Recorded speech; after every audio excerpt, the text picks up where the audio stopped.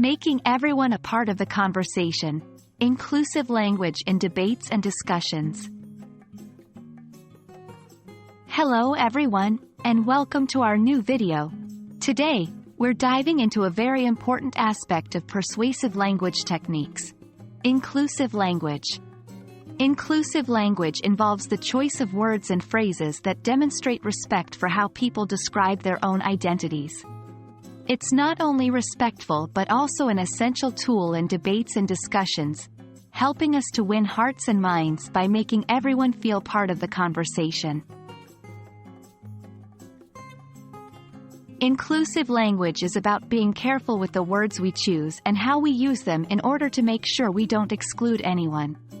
It's about showing respect and understanding for all people, regardless of their gender, race, religion, age, ability, or other identities. In debates and discussions, using inclusive language can make your arguments more persuasive, as you're showing empathy and understanding towards all people. You may ask, why should I use inclusive language in debates and discussions? Well, debates and discussions are all about connecting with your audience and persuading them.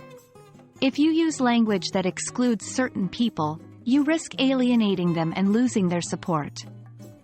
By using inclusive language, you make your audience feel acknowledged, valued, and understood, which can help you sway them to your side of the argument.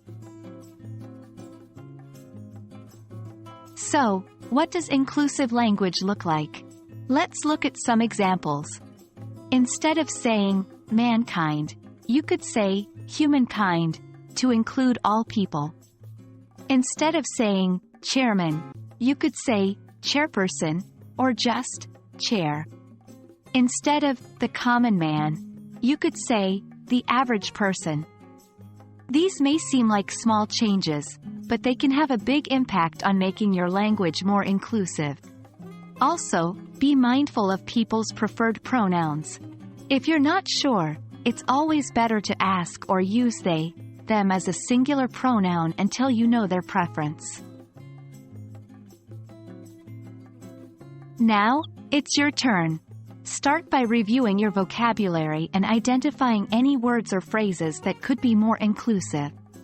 Try to make a habit of using inclusive language in your daily conversations.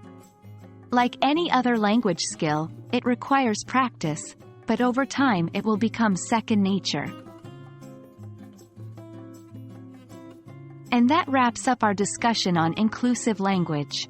Remember, using inclusive language isn't just about being politically correct, it's about showing respect and understanding for all people, which is a powerful tool in any debate or discussion.